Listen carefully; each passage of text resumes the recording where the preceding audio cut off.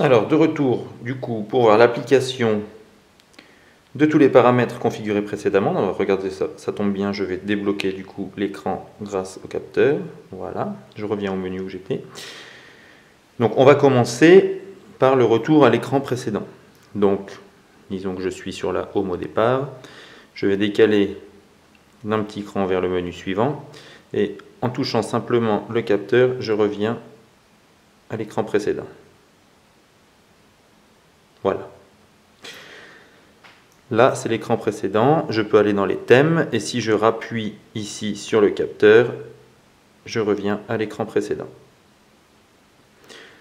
En faisant un appui long, je peux retourner sur l'écran d'accueil. Donc je vais lancer par exemple, au hasard comme par hasard, je vais aller tout au bout. Et donc si j'appuie très longtemps sur, si je fais un maintien sur le capteur d'empreinte, je vais arriver au menu Home. On peut également prendre des photos. Donc je vais lancer l'appareil photo. Voilà. Ok, on va activer, hein, c'est pas bien grave. Donc je vais au hasard pointer, on va mettre voilà, le cache de l'appareil photo. Donc si je vise ici, voilà, et que je touche le capteur, je prends une photo. Bon, le problème, vous voyez, c'est que pour les photos, comme l'appareil photo se trouve au-dessus, c'est plutôt embêtant pour les photos de face. On va plutôt avoir tendance à utiliser ici le bouton, on va dire, tactile de l'appareil photo. En revanche, pour les selfies, voilà,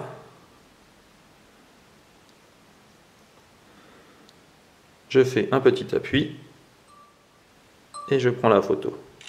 C'est pas merveilleux? L'autre fonction, c'est la prise d'appel. Donc je vais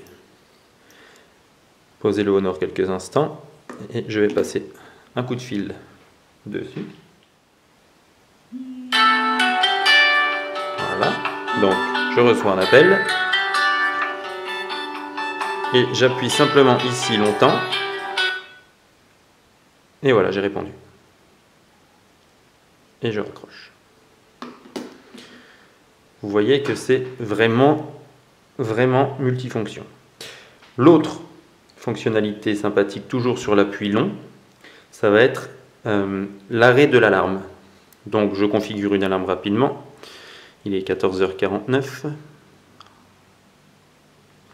Voilà, donc je vais configurer une alarme. On va mettre à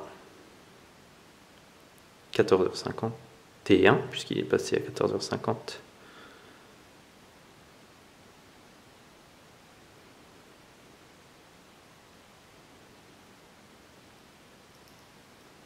Voilà.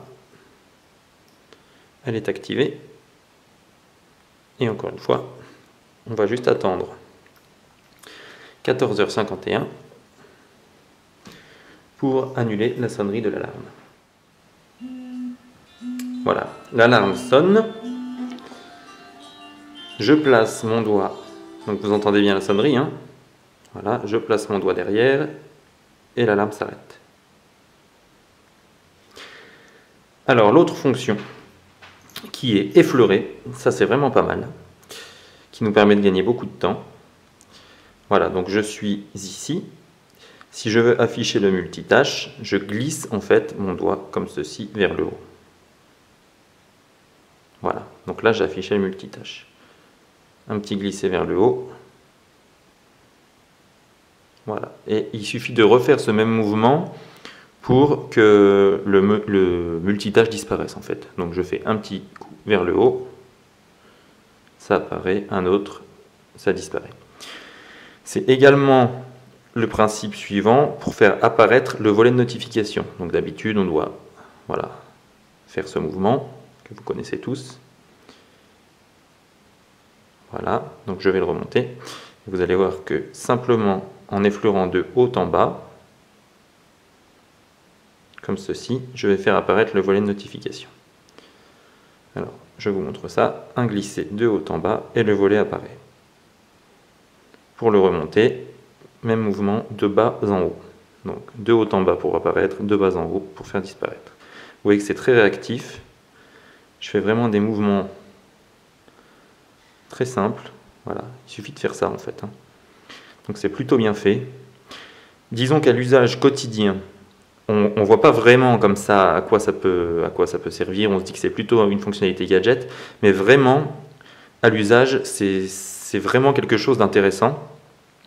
Et ça évite aussi de faire plusieurs manipulations en fait, pour accéder à des fonctionnalités qu'on a l'habitude d'utiliser.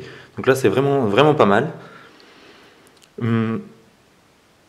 Disons que pour avoir utilisé le Honor 7 là, depuis quelques temps, ce capteur d'empreinte devient après, il manque terriblement. Disons que j'ai repris un Nexus 5 il y a 2 ou 3 jours.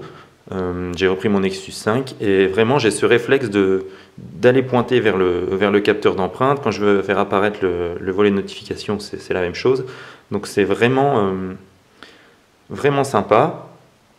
Et j'ai pas trouvé que c'était gadget du tout. Donc après, bon, évidemment, tous vos retours, ceux qui ont cet Honor 7 sont les bienvenus. Vous pouvez évidemment nous donner vos témoignages. Nous, on a trouvé ça vraiment intéressant, ce capteur d'empreinte multifonction. Vous voyez, il y a en tout 7 fonctionnalités différentes. En plus du déblocage du téléphone, c'est quand même pas mal. Voilà, nous on a beaucoup aimé, c'est pour ça qu'on a voulu partager ça avec vous. Si vous avez un Honor 7, vous savez maintenant comment tout configurer. Voilà pour le capteur d'empreinte. Évidemment, nous vous invitons à commenter, à partager cette vidéo et à nous suivre sur la chaîne YouTube de Phone Android et bien sûr sur le site. A bientôt pour une nouvelle vidéo.